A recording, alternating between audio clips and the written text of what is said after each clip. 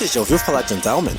Utilizado há mais de 2 séculos por universidades dos Estados Unidos, é um fundo de investimento perpétuo, que com seus rendimentos financia boa parte dos projetos da universidade. Endowments e o financiamento da educação. No Terraço Cast de número 399. A vinheta inicial é um trecho do vídeo Você Sabe o que é Endowment? Do canal do YouTube Associação dos Antigos Alunos da PUC-Rio.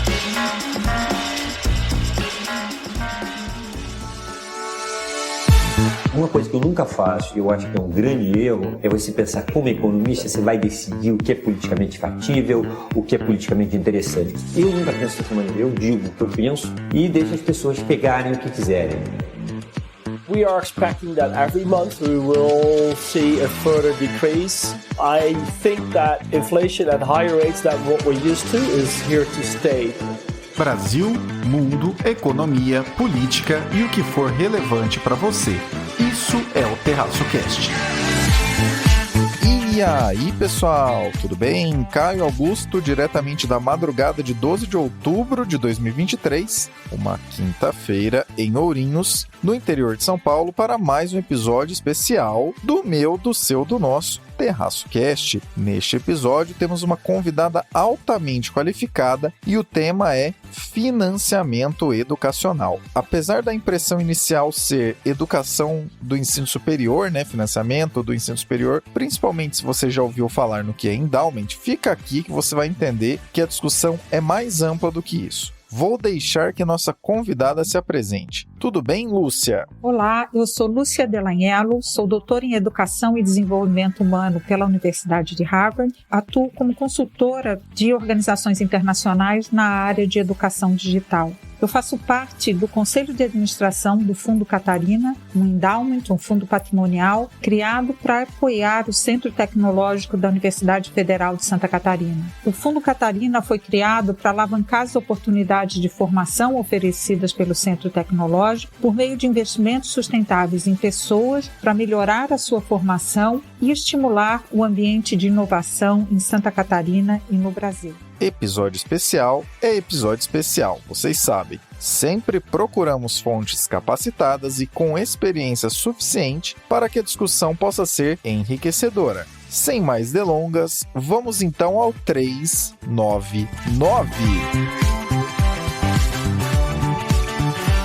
Mesmo com muitas dificuldades observadas, ainda assim universidades públicas brasileiras conseguem se fazer presentes dentre as melhores da América Latina e algumas até entre as melhores do mundo. O que de melhor poderia ser emulado para que houvesse avanço em mais universidades públicas por aqui? Apesar de alguns avanços, nós ainda temos no Brasil grandes desafios em relação ao ensino superior. Em 2021, apenas 17% dos estudantes de 18 a 24 anos estavam matriculados no ensino superior e apenas 24% desses jovens cursavam cursos relacionados à tecnologia, à engenharia e às ciências exatas. Além disso, a taxa de evasão e de abandono, de desistência nesses cursos de STEM, que nós chamamos, que envolvem os cursos da área de exata, é muito mais alta do que os outros cursos universitários. Então, o Brasil está deixando de formar uma geração de engenheiros, de especialistas em tecnologia que serão muito necessários para manter a competitividade do país numa sociedade permeada por tecnologia que requer cada vez mais pessoas altamente qualificadas nesta área. Então, apesar de o Brasil ter universidades de ponta, com qualidade, ter algumas áreas de pesquisa onde ele compete de igual para igual com universidades em nível internacional, nós ainda temos uma grande questão relacionada à qualidade dos cursos superiores. A maioria das instituições de ensino superior no Brasil são da rede privada, algumas muito pequenas, e nos últimos anos houve um crescimento exponencial dos cursos à distância. A educação à distância ela pode ser de boa qualidade, mas ela requer investimentos significativos para que ela gere o mesmo nível de aprendizagem dos cursos presenciais. E quando a gente fala de ciências exatas, de tecnologia, de engenharia, é muito importante os estudantes terem acesso a laboratórios, a experiências mão na massa, que permitam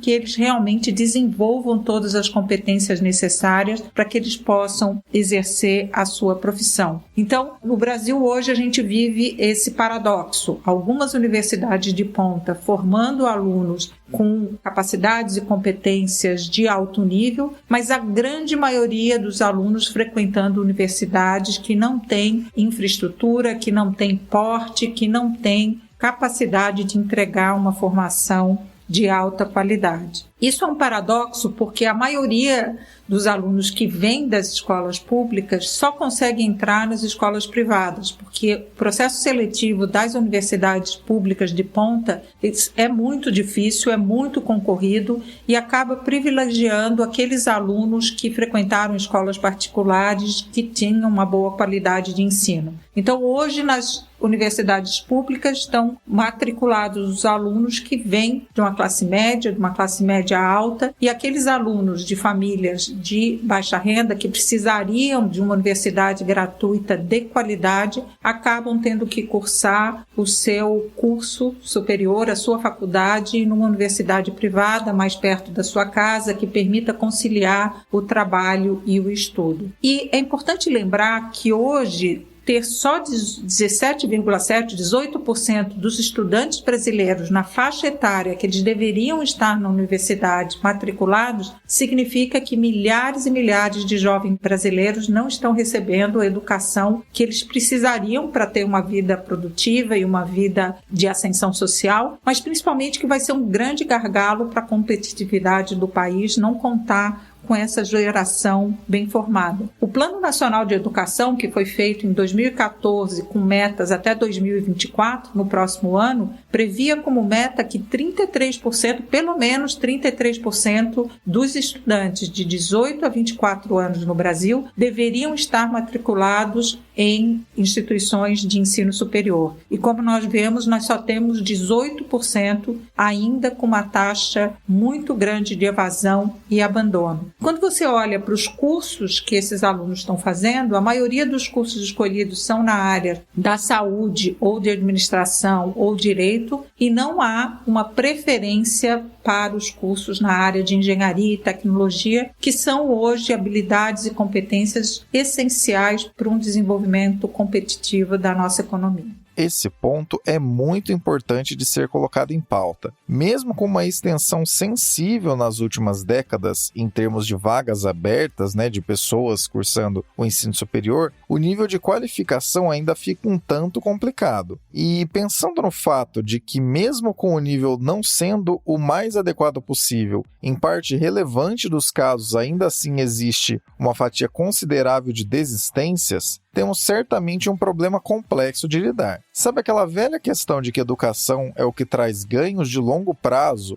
porque ela permite emancipação e aumento de renda? Isso não acontece por automaticamente estarem matriculados em alguma instituição de ensino superior, mas sim com o que será possível que as pessoas que passam por esse mesmo nível educacional consigam entregar em suas próprias carreiras ao longo do tempo. Isso tudo parece muito distante, talvez até papo de economista, mas o efeito prático de não termos essa entrega em nível relevante e adequado é a triste realidade de que, no agregado, ao longo do tempo, ficamos aquém de onde poderíamos em termos de crescimento, pelo simples fato de que as pessoas não terão formação suficiente para que o todo consiga avançar. Alguns anos atrás, eu ouvi de uma coordenadora de pós-graduação que um grande problema do Brasil era que, a cada novo grau de instrução, havia a necessidade de recompor uma base anterior antes de seguir adiante, ou seja, na graduação algumas coisas deveriam ter sido aprendidas no ensino médio e precisam ser reforçadas, no mestrado algumas coisas de nível de graduação precisariam ser colocadas de novo em discussão e assim por diante. Esse tipo de questão mostra como ainda temos a avançar, mesmo que já tenhamos avançado, nem que seja em números de pessoas nas universidades nos últimos anos.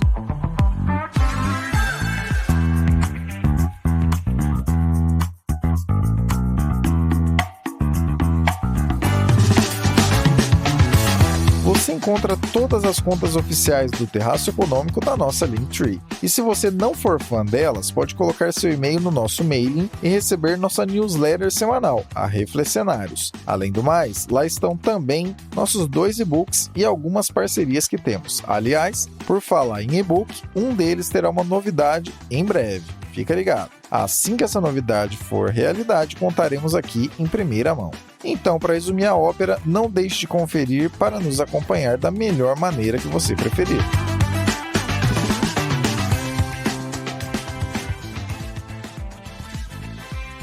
Existe uma crítica a respeito do financiamento das universidades públicas. Em teoria, pessoas que não as acessam estariam financiando quem poderia pagar para estar ali. Quais os meios concretos de se pensar em alternativas e meios complementares para esse financiamento? Aproveitando a pergunta, o que é endowment? E seria essa uma solução possível? O modelo de financiamento das universidades do ensino superior no Brasil gera muita controvérsia e há muita discussão em torno de qual seria o modelo adequado para nós termos maior equidade no acesso e na permanência ao ensino superior no Brasil. Hoje, as universidades públicas concentram apenas a menor parte das matrículas e, geralmente, por elas terem um processo de acesso e um processo seletivo muito concorrido, elas acabam pegando e beneficiando alunos que tiveram ou frequentaram escolas particulares ou vêm de uma classe socioeconômica com mais condições de oferecer uma educação de qualidade. Então, parece que a gente vive num paradoxo, no inverso, né? Os alunos de classe média e classe média alta conseguem acessar as universidades públicas de ponta e os alunos de níveis socioeconômicos mais baixos frequentam escolas privadas pagando mensalidade para obter o seu diploma de ensino superior. Esse modelo realmente ele gera dúvidas e ele já foi discutido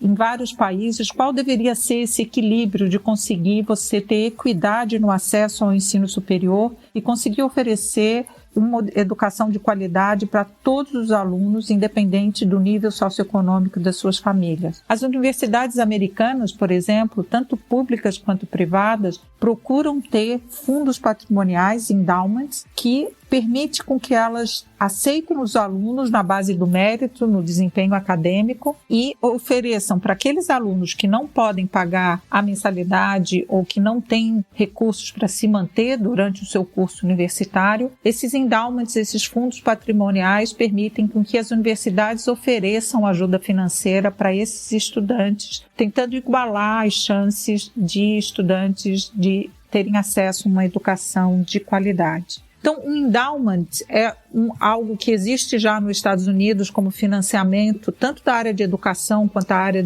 social, de fundações e institutos há muito tempo. A ideia é formar um fundo com recursos suficientes para que a geração dos dividendos e juros desse fundo, desses recursos financeiros, sejam utilizados para o investimento social ou investimento educacional e garantindo assim uma perenidade da capacidade de fazer esses investimentos. Então, o valor principal continua mantido neste fundo e aplica-se só o rendimento desse fundo ano a ano para que você tenha sustentabilidade, você possa pensar em investimentos sociais e educacionais de longo prazo. Como eu disse, várias universidades de ponta no mundo têm os seus endowments. O endowment da Universidade de Harvard é provavelmente o maior do mundo, com mais de 50 bilhões. E Harvard, apesar de cobrar mensalidade daqueles alunos que podem pagar, ela consegue oferecer um grande número de bolsas para estudantes que têm bom desempenho, mas que não teriam as condições financeiras de cursar uma universidade. Esse modelo parece interessante porque nós precisamos encontrar novas formas de financiar a educação superior. O governo agora reativou os fundos,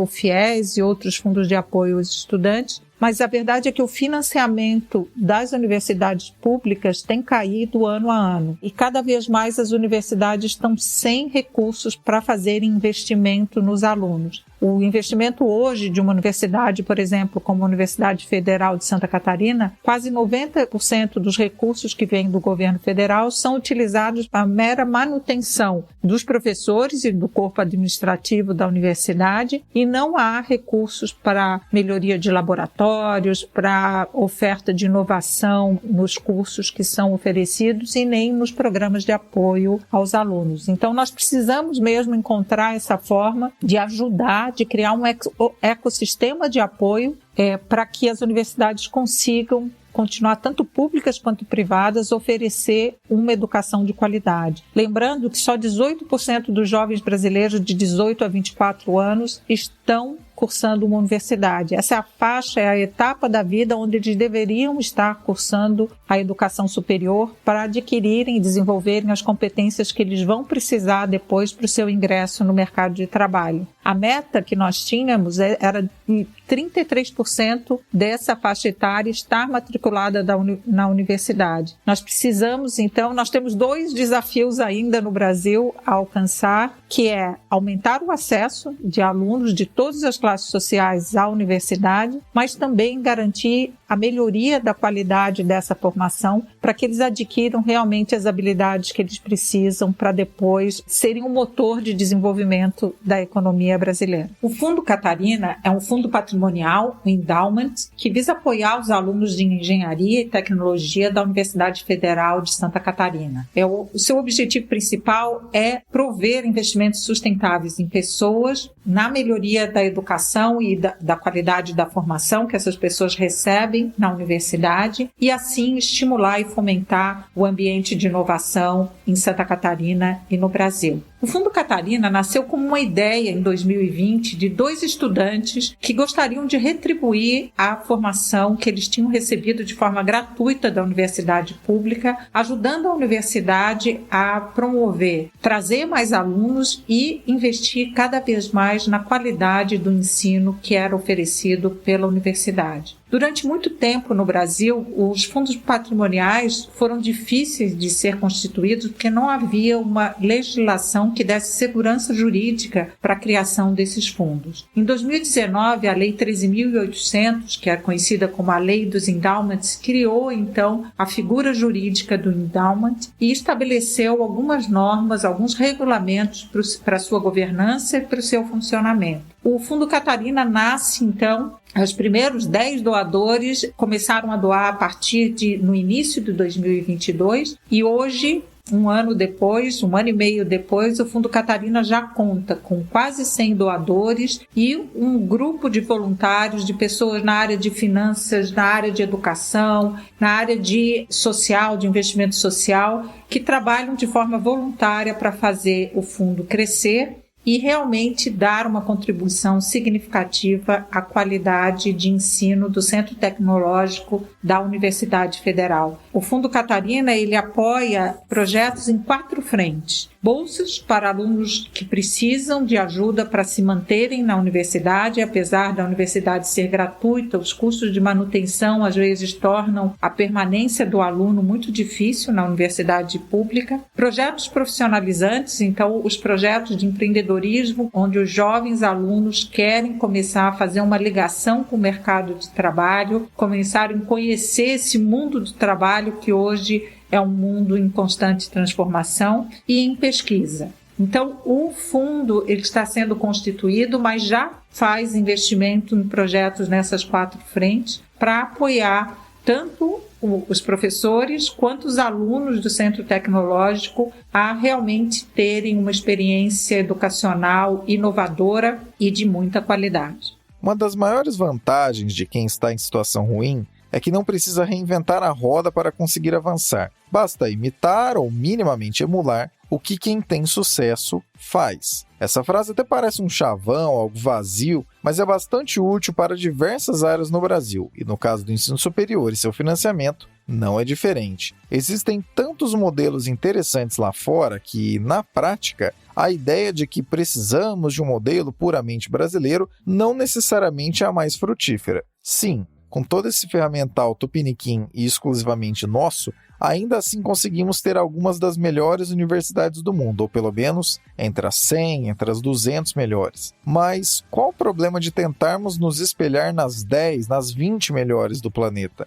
Seria um pecado observar o que essas universidades de ponta fazem para serem referência? Um exemplo brasileiro que faz a gente pensar um tanto. O FRJ é a maior universidade federal do país e a que tem o maior corpo docente, discente e de funcionários. Seu orçamento se reduziu à metade nos últimos 10 anos, passando de cerca de 700 milhões de reais para pouco menos de 350 milhões. Na verdade, 313 milhões de reais, válidos para 2023. Já a USP, que é a universidade brasileira de maior destaque em rankings internacionais na América Latina e no resto do mundo, conta com um orçamento que, para 2023, é de 8,4 bilhões de reais. As atividades desempenhadas podem ser diferentes, os campos de pesquisa também, mas mesmo uma disparidade desse tamanho para duas universidades com diversas atribuições faz um pouco pensar sobre como essas alocações acontecem, se elas são suficientes, se há desperdícios, poderia ter melhoria. É claro que não se trata de uma questão meramente orçamentária, mas sim de entrega de resultados às comunidades interna e externa a elas. Também a quem financia, o pagador de impostos. Mas é claro que é muito mais amplo do que isso. Temos certeza que você que nos ouve também já entendeu, também já sabe disso. Uma das possibilidades que poderiam ser pensadas é justamente o endowment. Esse caso do Fundo Catarina é um exemplo direto e explicativo de como endowments não apenas são reais, como de fato trazem benefícios. E sabe quem acabam sendo os maiores beneficiados? As pessoas que teriam dificuldade em permanecer nas universidades. Fala-se muito sobre a questão enganosa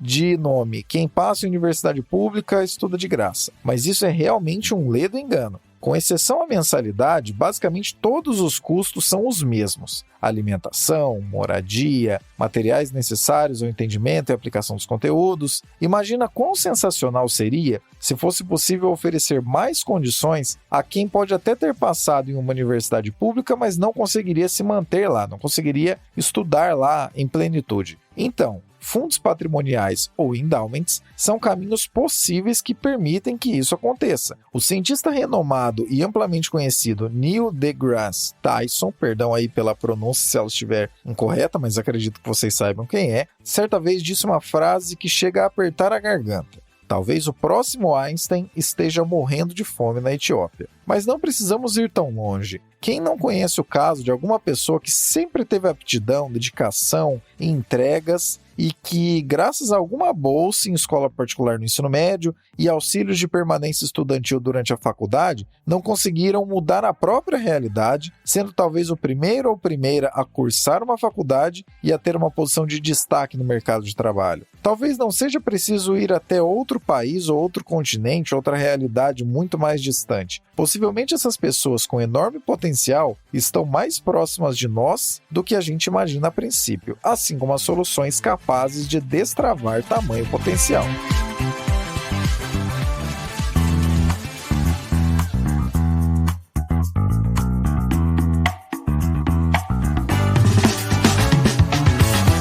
Nossa especialidade é produzir conteúdos que falam para serem entendidos. Seja texto, vídeo ou áudio, você pode contar com o Terraço Econômico para encontrar a tradução que seu produto ou serviço precisava. E, de quebra, ainda é possível fazer isso tudo ser acessível a centenas de milhares de pessoas que nos acompanham anualmente. Gostou? Procura na nossa Linktree o item Contrate o Terraço e nos chame, porque juntos faremos acontecer.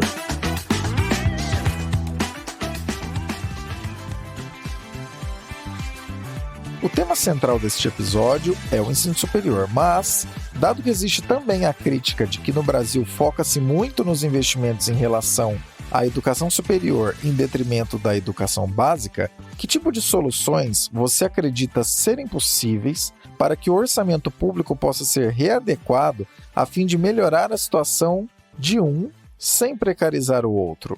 Os gargalos e os desafios que nós temos no ensino superior hoje no Brasil, na realidade, são reflexos de problemas da educação básica. O Brasil, nas avaliações internacionais, tem se mostrado péssimo nas áreas principalmente de matemática e ciências. De acordo com o PISA, que é o Exame Nacional e Internacional de Estudantes, o Brasil está nos últimos lugares no desempenho na área de matemática e ciências. Só em torno de 10% dos alunos brasileiros aprendem o que deveria estar aprendendo no nível fundamental e no ensino médio na área de matemática e ciências. Então, é claro que nós temos uma população estudantil chegando no ensino superior não preparada para cursar os cursos de engenharia e da área de tecnologia, que são essenciais para a competitividade da economia e para a ascensão social e profissional desses estudantes. Então, nós temos que investir, o Brasil tem que investir fortemente, tanto na educação fundamental quanto no ensino médio, e também dar opções para os jovens do ensino médio fazerem cursos profissionalizantes, técnico-profissionalizantes, porque como nós só temos 18% da faixa etária de 18 a 24 anos matriculado em instituições de ensino superior, quase 80% dos jovens brasileiros acaba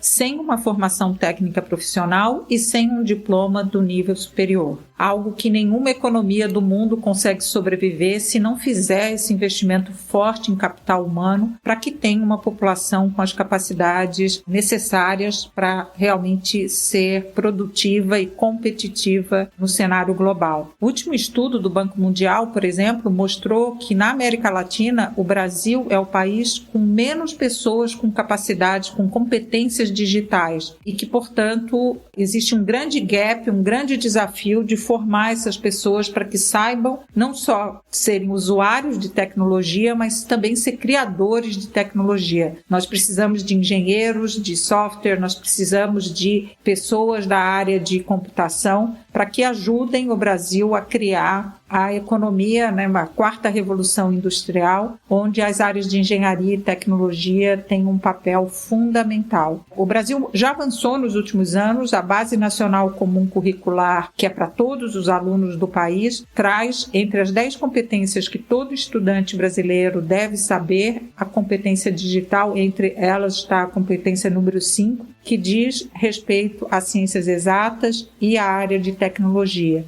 E diz que todo estudante brasileiro deveria ser capaz de utilizar, compreender e criar tecnologias digitais para a sua vida pessoal e para a coletividade, para a sua comunidade. Então, isso já está no currículo nacional brasileiro, na Base Nacional Comum Curricular, mas ainda as redes públicas de ensino têm tido grandes dificuldades em implementar esse currículo. Pela falta de professores formados nessa área e 2, pela baixa infraestrutura de computação, de laboratórios que existe nas escolas públicas brasileiras. O governo recentemente lançou uma iniciativa para conectar todas as escolas do Brasil com internet de alta velocidade, mas ainda há um grande desafio no acesso a equipamentos e laboratórios e espaços makers de robótica que possam ajudar os estudantes a desenvolver primeiro o interesse em seguir as suas carreiras na área de tecnologia e depois as capacidades básicas para que eles consigam cursar um curso de nível superior nessa área. O investimento, então, na educação básica, ela é fundamental porque hoje o gargalo começa ali e a gente precisa garantir uma educação de qualidade para as crianças desde a fase da alfabetização, mas também criar cursos e itinerários formativos técnico-profissionalizantes que complementam a parcela da população que não vai ter acesso, não tem interesse ou não tem condições de cursar o ensino superior. Em todos os países do mundo há essa divisão entre alguns alunos, alguns estudantes que vão para o ensino superior e outros que seguem carreiras técnicas de nível médio e profissionalizante. É importante ter esse equilíbrio. Só que no Brasil nós estamos com baixa matrícula no ensino superior em relação à nossa população de 18 a 24 anos e não oferecemos para quase 80% dos jovens dessa faixa etária outras alternativas que não sejam a universidade. E a gente precisa, no Brasil, desenvolver esse sentimento que educação é uma responsabilidade de todos. É do governo, sem dúvida, nós pagamos os nossos impostos, queremos receber uma educação de qualidade, mas é também uma construção, uma co-construção, uma corresponsabilidade de toda a sociedade. Investir em educação é investir num pilar do capital humano que é essencial para o desenvolvimento de uma nação. E quando a gente fala no desenvolvimento, não só no desenvolvimento econômico, mas também da consolidação da democracia e da inclusão social. Então, o capital humano é essencial para a qualidade de vida de todos. E todos da sociedade devem ajudar, devem investir para ajudar o país a oferecer a melhor educação possível para nossas crianças e jovens. A péssima notícia que vale ser dada sobre esse assunto é que mudanças relevantes demoram uma geração para aparecerem. E como os ciclos eleitorais são bem mais curtos do que isso, dificilmente mudanças razoáveis atraem atenções, porque não atraem tanto voto assim. Mas a ótima notícia remonta ao que já comentamos no assunto anterior. Se você está em uma situação bem ruim, o potencial para subir é muito grande, e não é preciso inventar nada, só tentar minimamente seguir quem deu certo. O mundo passa mensagens bastante explícitas sobre quais são hoje e quais devem ser amanhã as grandes demandas do mercado de trabalho. E se no fim das contas você achar que isso não faz diferença ou que isso é muito mais vago do que parece, é só pensar em quais são os cérebros mais exportados atualmente. Quais são as habilidades desenvolvidas por pessoas contratadas a peso de ouro por empresas do exterior, isso quando não atraem diretamente essas pessoas, chamando-as de uma vez. Nenhum país do planeta conseguiu avanços relevantes na educação e, consequentemente, em todos os ramos positivos advindos dela, sem esforços reais, duradouros e objetivos ao longo do tempo. E sim, leva tempo, demanda investimento e incentivo. Grande parte do nosso atraso em relação ao resto do mundo se conecta umbilicalmente ao fato de não levarmos a educação a sério na imensa maioria da nossa história. Temos muito a caminhar, a situação é um tanto desoladora, mas o potencial é imenso e a responsabilidade é de todos nós. Nossa, aqui do Terraço Econômico, em tentar traduzir conteúdos de maneira relevante, didática e compreensível, de pesquisadores e pesquisadoras como a Lúcia, que buscam entender com dados e evidências quais seriam as melhores soluções dentro desse campo, e de todos vocês que nos ouvem, que, seja diretamente como professores ou indiretamente como responsáveis por pessoas que estão estudando, também podem trazer contribuições a cada dia. Uma recomendação interessante sobre o que longo prazo em termos educacionais significa é o Roda Viva de Lee Sin Kong, que é ex-diretor do Instituto Nacional de Educação de Singapura. Esse Roda Viva foi ao ar em 19 de maio de 2016 e trata de uma maneira um tanto detalhada sobre como Singapura passou de uma população majoritariamente analfabeta nos anos 1950 para ser uma das lideranças quando o assunto é educação nos dias atuais. São muitos os aspectos a serem considerados e estimulados. Tudo isso indo muito além do simples e raso é só colocar mais dinheiro no setor. E bem, uma mudança relevante dessas demorou várias décadas para acontecer. Quando será que começaremos a levar a sério o suficiente a educação em nosso país para que possamos destravar tamanho potencial e sairmos, enfim, do estágio de país do futuro para país do presente? Temos ainda números da pesquisa do Spotify, porque quando do lançamento deste episódio, a pesquisa do 398 ainda estará em aberto. Mas fica a dica, vote então nas pesquisas dos episódios 398 e 399, caso ainda estejam abertas, porque mais adiante te contamos os resultados por aqui. É dessa maneira que vamos sentindo o feedback de vocês. Não deixe de votar.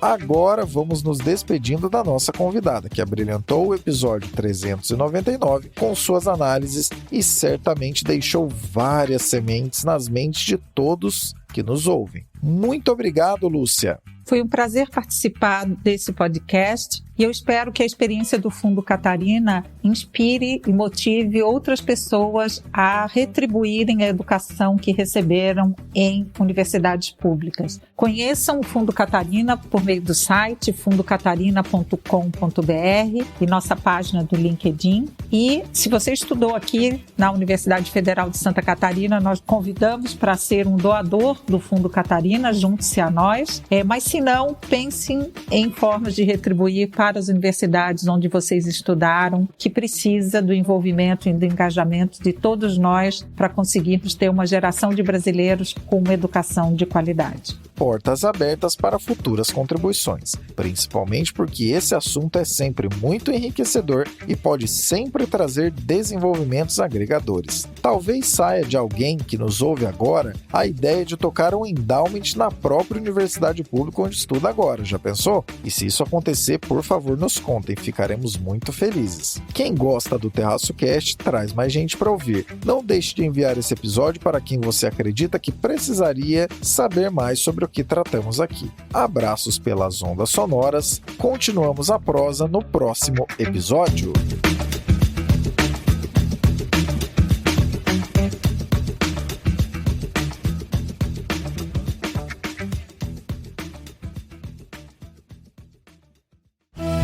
Este episódio foi editado por Atelas, soluções em áudio para podcasts. Encontre a Atelas nas redes sociais. É só buscar por @AtelasEdição.